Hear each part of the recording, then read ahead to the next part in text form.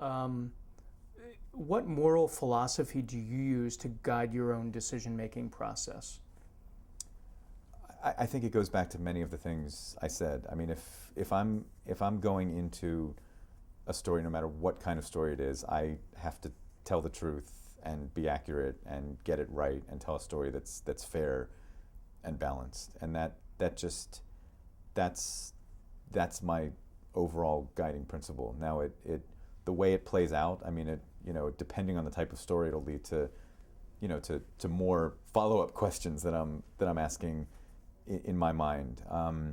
Oftentimes when I'm doing political stories, when I was covering the White House, I would do a story about President Bush that day, and as I was getting ready to put the story to bed, I would often think about, if if I have a listener who is a huge George W. Bush fan, what are they going to say about the story?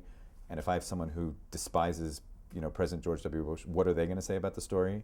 And that was one way to think about, have I been fair to everyone involved? Could their criticism be loud, boisterous, mean? Absolutely. But just kind of thinking that through ahead of time was one way to really dig at the balance question to me. And I think it's always helpful to use your principles and kind of ask yourself questions as you're getting ready to put something out there.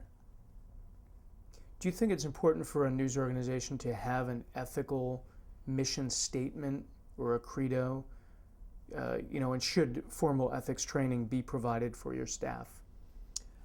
I think it's absolutely important. I mean, I think it's up to every news organization to decide the best way to go about it.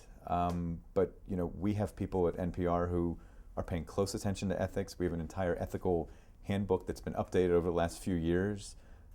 Every time a question comes up, our top editors will send a note out, kind of saying, whenever this question comes up, this is how we believe, it should be handled. So I think the more ethics training, the better, as far as I'm concerned. But it has to be. I think it both has to be philosophy, and also, I mean, as much as having a handbook, I think learning case by case is really important as well, because you see how those standards are applied, to real stories. Sure.